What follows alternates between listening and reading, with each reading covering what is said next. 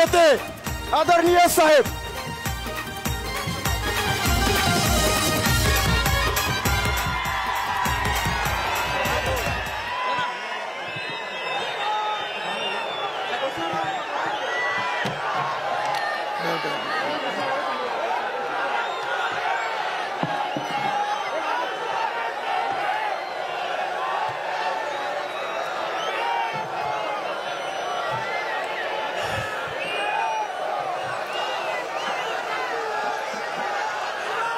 भटक्या विमुक्त ओबीसी यावर होणाऱ्या अन्यायाचा प्रतिकार करण्यासाठी ही जी अतिशय भव्य अशी ओबीसी एल्गार रॅली इथे संपन्न होत आहे। एक लक्षात घ्या, हे समोरचं मैदान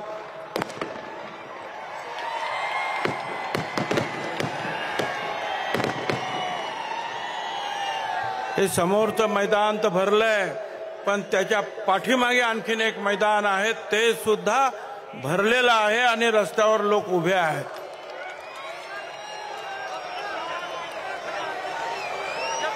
आणि अशा या भव्य महासभेसाठी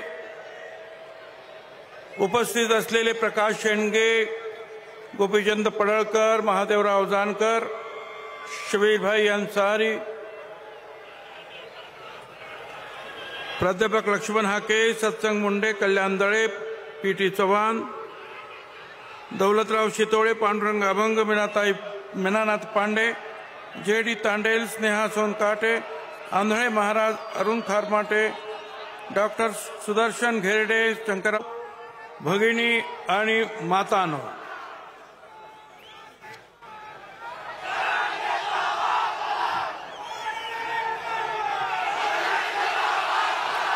अगदी सुरुवातीलाच मी सांगतो की या इथल्या ज्या आपल्या कार्यकर्त्यांनी प्रचंड मेहनत घेऊन जे आहे, ही अतिशय अतिभव्य अशी सभा जी आहे या ठिकाणी भरवलेली आहे। अगदी सुरुवातीलाच इथून जवळच असलेल्या गहिनीनाथ गडावरील संत वामनभाऊ महाराजांची आज पुण्यतिथी आहे। अनिष्ट रूढी, परंपरा, अंधश्रद्धा याच्या विरुद्ध ते काम करत होते, त्यांना मी मनापासून जे आहे आदरांजली अर्पण करतो। मगाशी सांगितल्याप्रमाणे आज आद्य क्रांतिकारक नरवीर उमाजी नाईक यांची सुद्धा पुण्यतिथी आहे। 1857 च्या उठावा अगोदर अनेक उठाव झाले आणि अशा एका पहिल्या उठावा इंग्रजांना सलग 14 वर्ष सळो की पळो करून सोडणारे आणि सर्वप्रथम क्रांतीचं स्वप्न या आपल्या देशाला दाखवणारे आद्य क्रांतिकारक नरवीर उमाजी नाईक, त्यांना इंग्रजांनी पकडलं आणि या आजच्याच दिवशी 3 फेब्रुवारी 1832 ला पुण्याच्या खडकमाळ आळीजवळील मामलेदार कचेरीत वयाच्या केवळ 41व्या वर्षी देशासाठी सर्वप्रथम नरवीर उमाजी नाईक हसत हसत फासावर गेले। ते रामोशी समाजाचे, आमच्या ओबीसी समाजाचे नाईक नव्हे, देशाचे नाईक झाले। वेगवेगळ्या वेळेला विचारतात तुमची लायकी काय, लायकी काय। अरे हे असे अनेक नररत्न या देशासाठी या समाजाने दिलेले आहेत, छत्रपती शिवाजी महाराजांपासून तर आतापर्यंत। मी भारत सरकारचा आणि प्रधानमंत्री मोदी साहेबांचं सुद्धा अभिनंदन यासाठी करतो की आमच्या नाभिक समाजाचे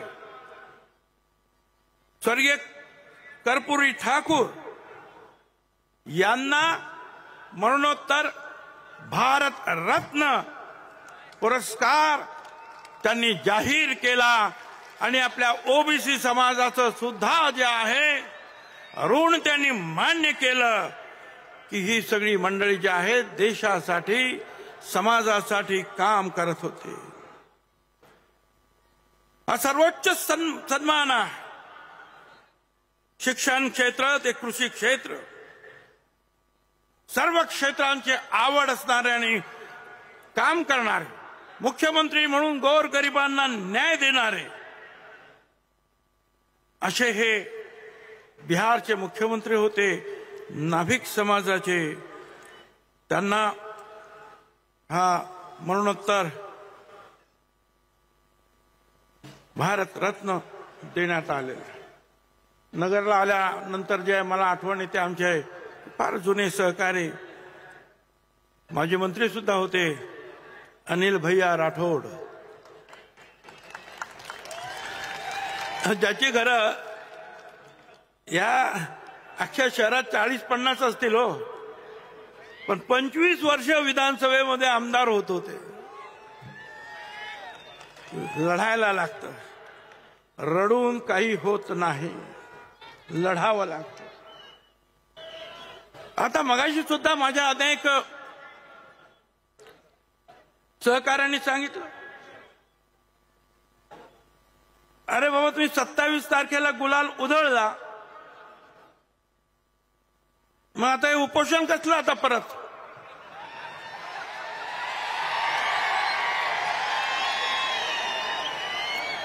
तुम्ही तर म्हणाले की आम्हाला आरक्षण मिळालं, गुलाल उधळला,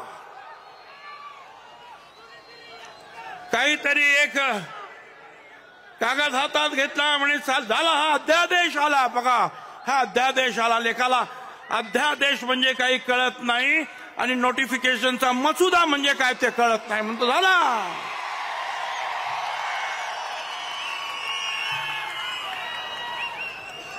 कशाला बसता? मिळालं ना तुम्हाला. आज 4 दिवस झाले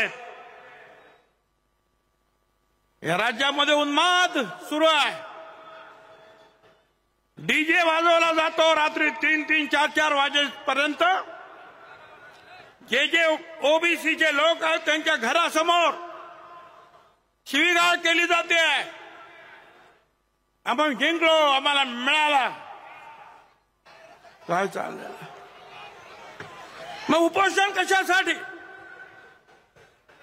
आणि मी तर सांगितलं आता उपोषण करणार आहेत तर आमचे आता सेक्रेटरी काय आणि आणखीन कोण काय आता ताबडतोब निघतील. ताबडतोब बोल, तुला काय पाहिजे बोल, ताबडतोब तयार. हा घे GR, हा घे अध्यादेश, हे घे. एक एक गोष्ट मागण्यासाठी राज्यातील सुद्धा वेगवेगळे घटक वर्षानुवर्ष लढत असतात पण त्यांना मिळत नाही. पण याने नुसतं सांगितलं का उपोषण, ताबडतोब धावपळ सुरू. मला सुरुवातीला सांगायचं मराठा समाजाला आमचा विरोध नाही, मराठा समाजाला आरक्षण मिळालं पाहिजे असं म्हणणारे आम्ही आहोत, पण ते वेगळं द्या, आमच्या ताटात देऊ नका, एवढंच आमचं म्हणणं आहे.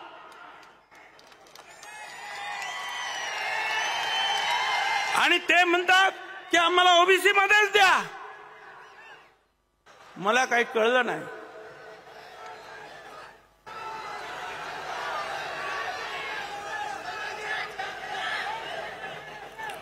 मी जरा काही पेपर पण वाचणार आहे, जरा शांत जरा बघा.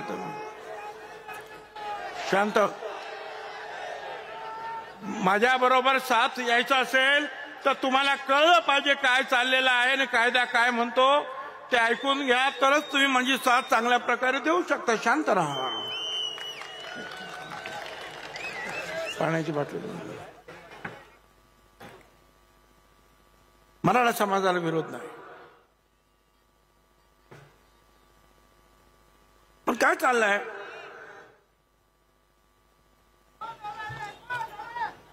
मुख्यमंत्री त्या दिवशी होते, मला मुख्यमंत्र्याचा अवमान करायचा नाही, पण मला प्रश्न जरूर माझ्या मनामध्ये निर्माण झाला की तुम्ही 27 तारखेला वाशीमध्ये त्या मोर्चाला सामोरे गेलात. माझा काही विरोध नाही, पण तुम्ही तिथे जाहीर केलं की जी मी शपथ घेतली होती छत्रपती शिवाजी महाराजांची की सर्व मराठा समाजाला मी आरक्षण देईन, ती शपथ आता पूर्ण केली असं ते म्हणाले. मग मला आता प्रश्न असा पडला की जर शपथ पूर्ण झाली मराठा समाजाला आरक्षण देण्याची, तर हा ओबीसी आयोग आता जो काम करतोय ना, सर्वेक्षण हे कशासाठी? आरक्षण तर मिळालं ना तुम्हाला सगळं, तुम्ही तर म्हणाला शपथ पूर्ण झाली. मग आयोगाचा जो काही सर्वेक्षण चाललंय तद्दन खोटं, ते कशासाठी? घरोघर जाताय, फक्त जात विचारतात. 180 प्रश्न आहेत त्याच्यामध्ये. एका घराला 1.5 तास लागतो आणि हे तपासणी करणारे मला सांगा, कधी कधी 25 तर कधी कधी 50 घरांची तपासणी झालं असं जाहीर करून टाकतात, असं रेकॉर्ड केलं जातंय. 180 प्रश्न, त्याच्यात फक्त जात विचारली जाते, जात कुठली, अमुक अमुक, आणि बाकी सगळं आपोआप भरलं जातं ऑफिसमध्येच. बंगला असला तरी झोपडी, शिक्षण असलं तरी मी शिकायला गेलो नाही, गाड्या उभ्या आहेत परंतु काही नाही माझ्याकडं. सगळं काय खोटं खोटं कशासाठी करतात? मिळालं ना आरक्षण, तुम्ही तर सांगितलं तर शपथ पूर्ण झाली. 3 न्यायाधीश बसलेले आहेत. 4,80,000 पगार एकेकाचा. सुप्रीम कोर्टाच्या मुख्य न्यायाधीश पेक्षा डबल. क्युरिटी पिटिशन मध्ये जे काय झालं ते दुरुस्त करण्यासाठी. कशाला? मिळालं ना आरक्षण तुम्हाला, गुलाल तर उधळलं ना तुम्ही. मग हे कशासाठी चाललंय? कोणाची दिशा? याची उत्तर जे आहेत माझ्या मनामध्ये प्रश्न निर्माण करतात की याची उत्तर कशी शोधायची. खोटे रेकॉर्ड तयार झाले. हे जामखेड तुमच्याच जिल्ह्यातलं एक उदाहरण. A to Z सगळे कुणबी, मुख्याध्यापक सगळे एक सुद्धा वेगळ्यात नाहीत, सगळे जेवढे म्हणून आहे सगळे. काय चाललंय हे तुमचे? आता दुसरं पेनूर तालुका मोहोळ सोलापूर, धडधडीत पूर्वीचा अक्षर वेगळा, शाई वेगळी आहे. मराठा कुणबी लिहितायत हाताने. धडधडीत लक्षात येत आहे की हे सगळं खोटं आहे. मराठी कुणबी, ते मराठा कुणबी पण नाही म्हणत, मराठी कुणबी. माहितच नाही, लिहायचं आहे ना, लिहे. दुसऱ्या याच्यावर पण लिहिले मराठी कुणबी. वा, हे सगळं जे आहे असं खोटं खोटं खाडाखोड दिसते आहे. हे असं चाललेलं दिशाभूल करण्याचं काम. 360 कोटी रुपये देण्यात आले ते याच्यासाठी, खोटा रेकॉर्ड तयार करण्यासाठी. 1 2 नाही, अनेक. इथे संवत गाव म्हणून आहे, तिथे जे आहे हे वैजापूर तालुका, हे सगळं जे काही तिथे देण्यात आलं, तिथे मुख्याध्यापकांनी लिहिलेलं आहे की या सगळ्यांच्या प्रवेशाच्या मध्ये कुणबी जे म्हटलेलं आहे त्या अक्षरात शाईत बदल आहे, त्यामुळे जे आहे हे प्रमाणपत्र देण्यात येणार नाही.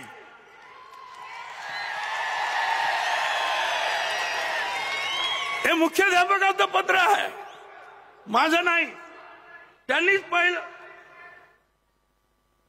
तर काय सांगायचं, सगळे सोयरे बघापासून आपण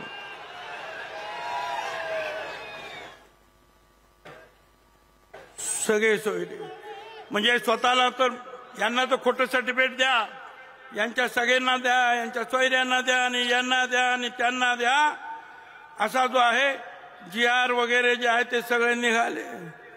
मला इथं सांगायचं, हायकोर्टाचा निकाल आहे, जस्टिस मर्ला-पर्ले यांचा जजमेंट आहे, त्याच्यामध्ये स्पष्ट त्यांनी म्हटलेलं आहे,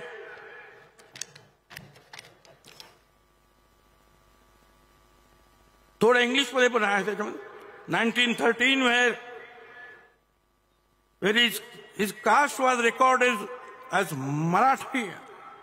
When he died in 1929, this supports our conclusion that around 1920 onwards, the Kunbis implicitly accepted that they were actually Marathas and Kunbi was only an occupation. म्हणजे फक्त हा धंदा होता, जात मराठा होता. आणि म्हणून if the impugned decision which is based on the sole document is accepted in the instant case, the entire Maratha community in the state of Maharashtra will have to be accepted to be belonging to Kunbi, other backward class, and this would result in nothing short of social absurdity.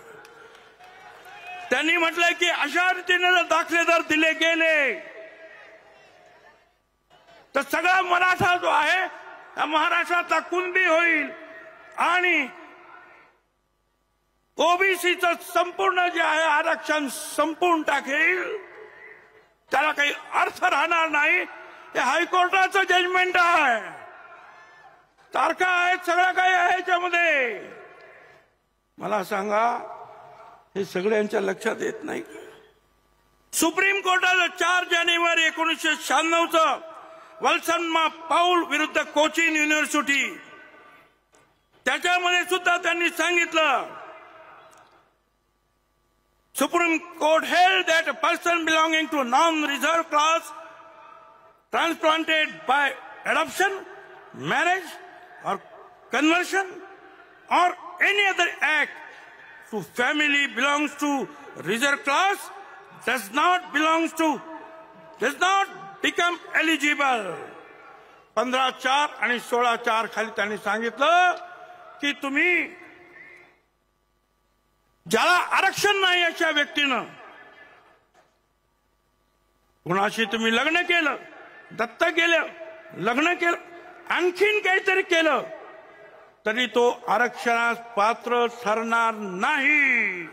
Supreme कोर्टचं जे आहे judgement आहे. अशी कितीतरी judgement दाखवता येतील. वंशावळ करायचं निर्माण, आणि त्याच्यासाठी कमिटी, प्रत्येक तहसीलदार, गट विकास अधिकारी, पोलीस ऑफिसर, 7-8 लोक. का तर हा याचा नातेवाईक, तो त्याचा नातेवाईक.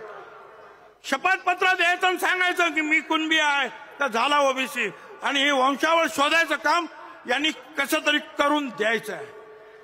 काय चाललेलं आहे, ही खोटी जी आहेत वंशावळ जुळवण्याचे प्रकार वाढणार आहेत.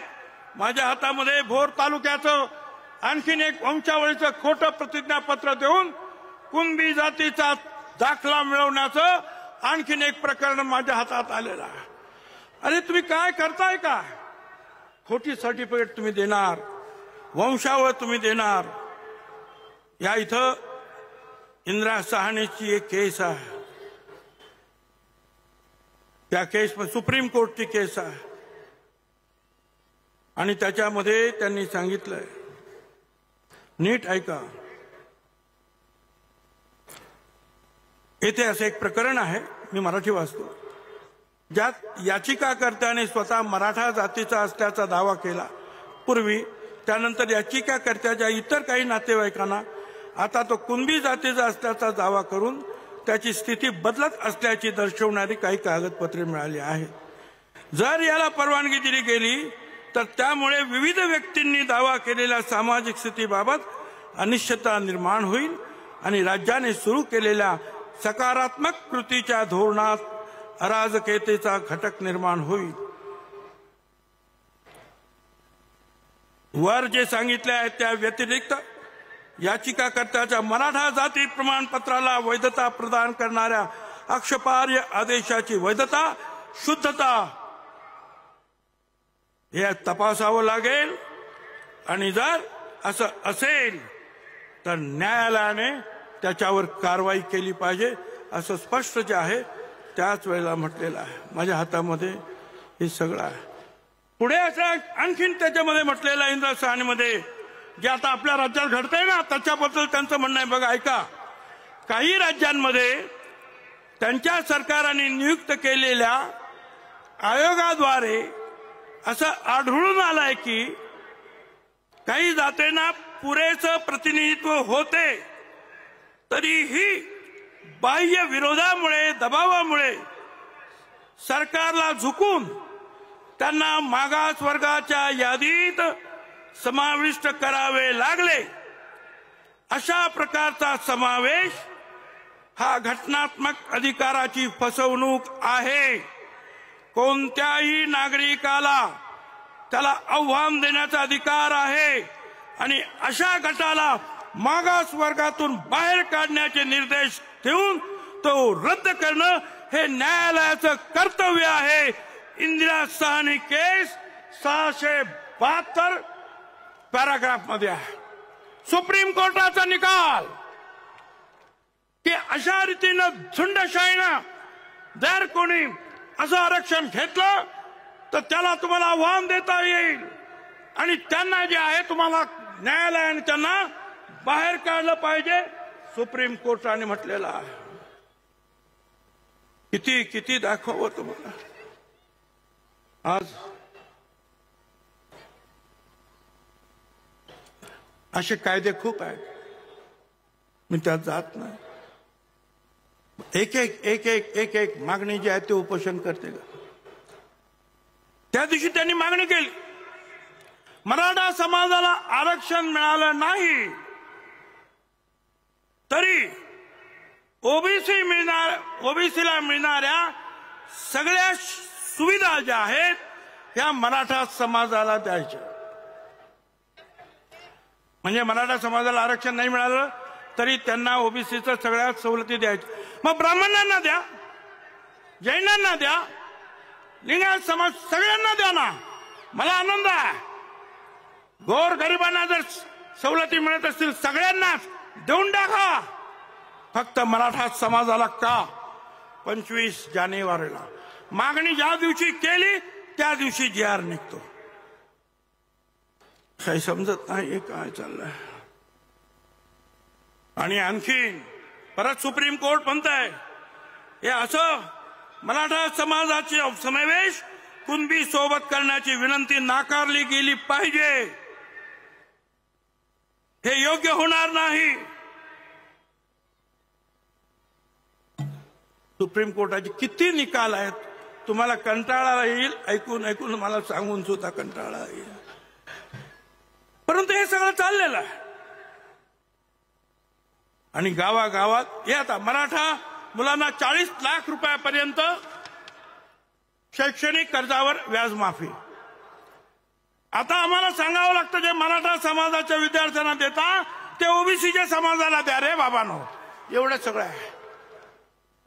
धडाधड एक कमिटी केलेली आहे त्यात सगळे मराठा समाजाचे मंत्री आहेत ते ताबडतोब फटाफट निर्णय घेत आहेत आणि आम्ही मात्र निर्णय घेताना कॅबिनेट समोर आम्हाला जायचं आहे आणि मग पैसा आहे की नाही, अमुक आहे की नाही, तमुक आहे की नाही, नियम आहे की नाही हे सगळं पाहिलं जात आहे। आमचं म्हणणं असं आहे की आता जे त्यांना देत आहेत ना ते सुद्धा आम्हाला दिलं ना तरी खूप होईल पण द्या। लढाई अशी आता सुरू आहे। कशी लढाई करायची आजच माझ्या हातामध्ये एक हे आलं। बारलोणी ग्रामपंचायत सरपंच पदाची निवडणूक होती। एक उमेदवार होता ओरिजिनल ओबीसी आणि दुसरीकडे होता एक डुप्लिकेट कुणबी.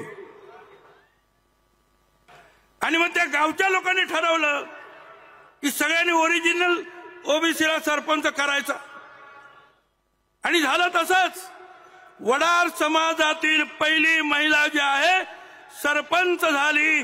पूर्ण 96 कोळी मराठा समाजाचा या निवडणुकीला विरोध होता. वडार म्हणून तिला विरोध होता.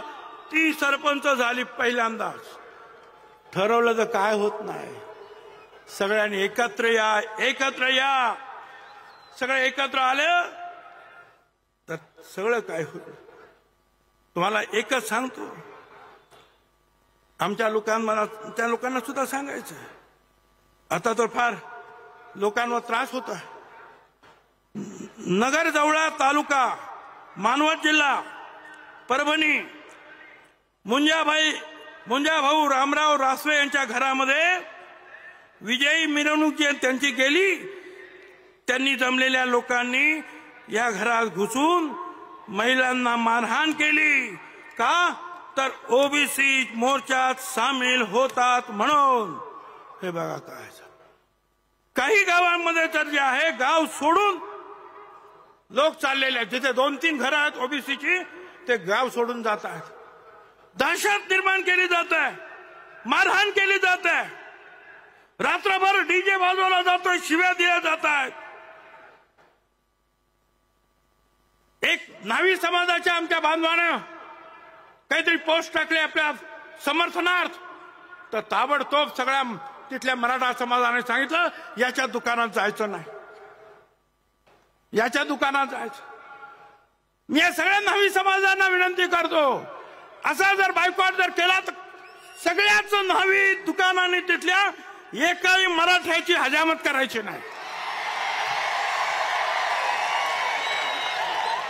त्यांना मला भादरा आपली आपापसात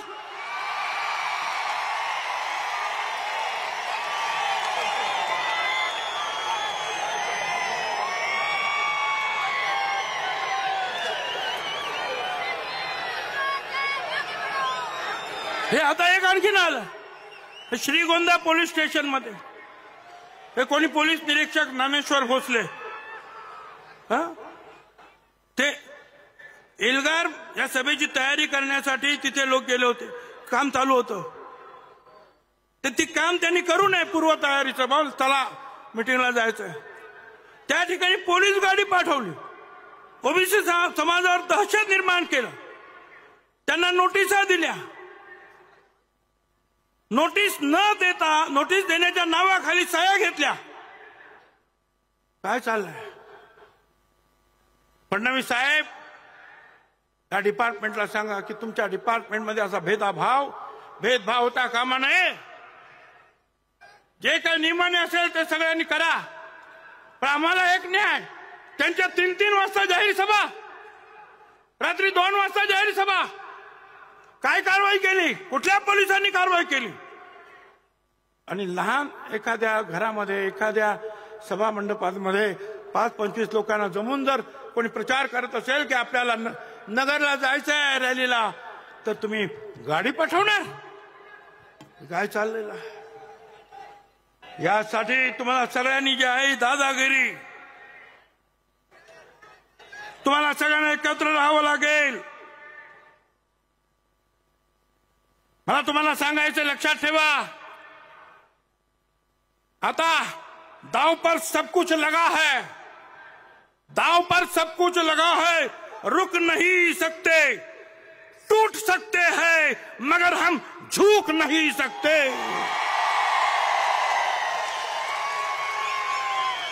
तयारीने तुम्हाला आता लढावं लागेल.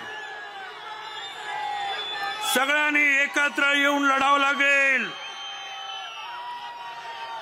दलित आदिवासी समाजाच्या बांधवांना, भगिनी मातांना, नेत्यांना मला सांगायचं आहे, आज आम्ही जात्यात आहोत, तुम्ही सुपात आहात. लक्षात ठेवा. या अशा प्रकारचे जे काही निर्णय होतात, जीआर होतात, त्याच्यातून संभ्रम निर्माण करून जे आहे, हळूहळू तिकडे सुद्धा एखादी झुंडशाहीनं मोठा मोर्चा आला तर तिकडे सुद्धा हेच होईल. काळजी घ्या, एकत्रित राहा. आंध्र प्रदेश जनगणना करताय, जातीगणना करताय. बिहारने केली, 67-63% निघाले. आता आंध्र करताय. आमची मागणी आहे, करा जातगणना. आम्ही नक्की 54 ते 60% आहोत. 20% जे आहे शेड्यूल कास्ट शेड्यूल ट्राईब आहे. 75% पेक्षा जास्त आम्ही मागासवर्गीय आहोत. त्याच्यानंतर 3% ब्राह्मण समाज, इतर जैन समाज आणि नंतर जो आहे तो मराठा समाज. त्यातल्या कुणबी समाज 7% आमच्याकडे अगोदरच आहे. त्यांच्या मतांसाठी हे सगळे आमदार, हे सगळे खासदार, हे सगळे लोक केवळ त्यांच्या मतांना घाबरतात की आम्हाला ती मतं मिळणार. अरे आमचे लोक, आमचे आमदार, ओबीसीचे आमदार, त्यांना सुद्धा चिंता पडते की आपण या ओबीसीला काही मदत केली, 4 गाड्या दिल्या, 2 पैसे दिले, खर्चायला की जा तुम्ही रॅली. स्वतःच येणार नाहीत, पण रॅलीला मदत करायचं म्हटलं तरी करत नाहीत कोणी. आमचे स्वतःच का? मराठा समाजाची मतं जातील. अरे लक्षात ठेवा, 80% समाज हा आमच्या बरोबर एकत्र आहे आणि त्याला आम्ही ललकारणार आहोत. आणि त्यांची सुद्धा मतं आहेत.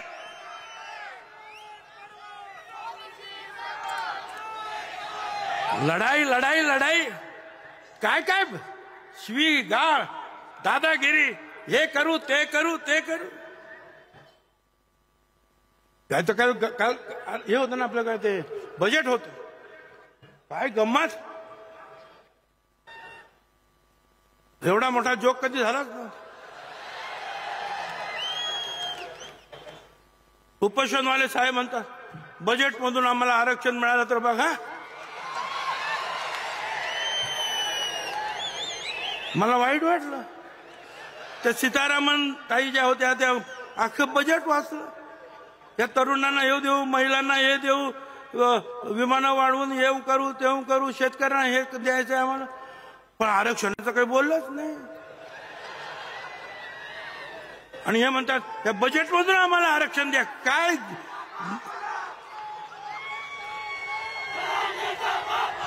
काय जरा शांत राहा. ऐकायचं नाही का तुम्हाला? मला काही समजत नाही. मला कीव येते मराठा समाजाच्या नेत्यांची, मराठा समाजातील विचारवंतांची. अरे हा कसा तुमचा नेता? तो म्हणतो बजेटमधून आरक्षण देता येतं का बघा. आणि कोणी बोलायला तयार नाही. एक जण सुद्धा आवाज काढायला तयार नाही. अरे कुणाच्या मागे चालला तुम्ही? कशासाठी हे करता? गावागावामध्ये दरी पडते आहे. आम्ही करतो, आम्ही आमच्या हक्कासाठी लढतो. आम्ही सांगतो आमचं आरक्षण कमी करू नका, त्यांना आरक्षण वेगळं द्या. ही आमची मागणी चूक आहे. आणि आज गावागावामध्ये जे आहे ओबीसीना छळलं जातं, त्रास दिला जातो, पोलीस तक्रार कंप्लेंट घेत नाहीत. आणि आता तो हा उपोषण करता म्हणतो अख्खं मंडल आयोगच त्याला चॅलेंज करून संपवून टाकणार. बघा आता किती हुशार. ओबीसी मधून आरक्षण घ्यायचंय, कुणबी म्हणून आरक्षण घ्यायचंय आणि मंडल आयोग संपवायचा. अरे लेको, मग त्या मंडल आयोगामध्येच ओबीसीचं आरक्षण आहे ना.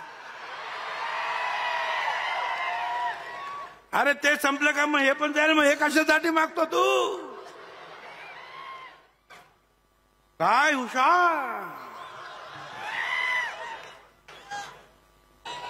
दादागिरी दादागिरी चाललेलं सगळ्या ठिकाणी.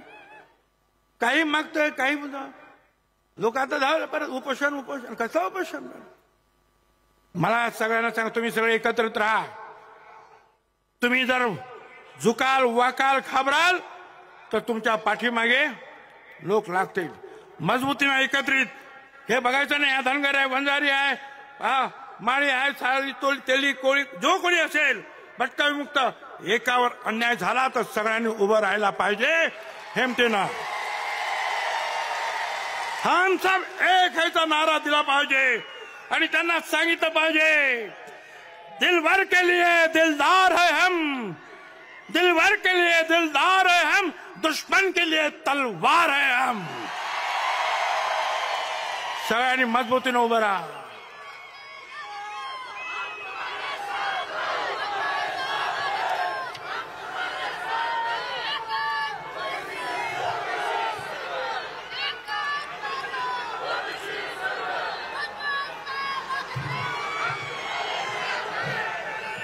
आता आणखीन तुम्हाला काही महत्वाचं सांग. मी अशी सगळी भाषणं करतो, अशी भाषणं करतो, पण सगळे सरकारमधले लोक, विरोधी पक्षातले लोक, विरोधी पक्षाचे नेते भुजबळ राजीनामा द्या, तुम्ही राजीनामा द्या, तुम्हाला पटत नाही राजीनामा द्या. सरकारमध्ये पण राहता, सरकारच्या विरुद्ध टीका करता, मग राजीनामा द्या. हिंमत असेल तर राजीनामा द्या. विरोधी पक्षाचे काही अनेक नेते बोलतात, माझ्या सरकारमधले सुद्धा नेते बोलतात. आता काल आणखीन एक काल परवा जण आहे तो काहीतरी बडबडला.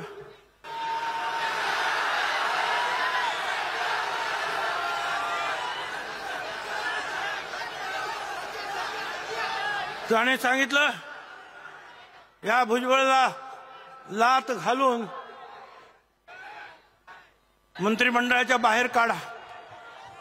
लात घालून भुजबळाच्या कमरेत लात घालून मंत्रिमंडळाच्या बाहेर हाकला.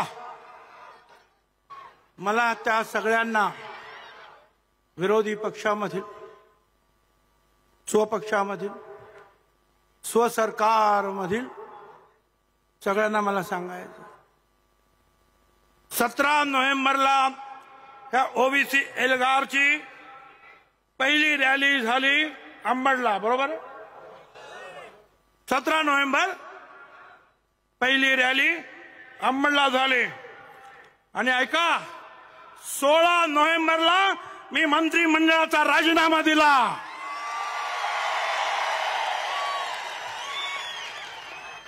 16 नोव्हेंबरला. आणि मग अंबडच्या सभेला रवाना झालो. लात मारण्याची मला गरज नाही. अरे दिलंय ना राजीनामा. 2.5 महिने मी शांत राहिलो, गप्पा बसलो. का? मुख्यमंत्री उपमुख्यमंत्र्यांनी सांगितलं त्याची वाच्यता नको. पण वर्तमानपत्रातून यायला लागला 2.5 महिन्यानंतर. कोण म्हणतं दिला दिला दिला, कोण म्हणतं का देत नाही, कोण म्हणतं लाटा घाला. काही गरज नाही लाटा घालण्याची, दिलेला आहे ना, जा त्यांना सांगा. मी ओबीसी साठी शेवटपर्यंत लढणार आहे. आणि मनाशी मी एकच उद्देश ठेवला आहे माझ्या जीवनामध्ये, जीवन है संग्राम, बंदे ले हिम्मत से काम. धन्यवाद. जय हिंद, जय महाराष्ट्र, जय ज्योति, जय क्रांति, जय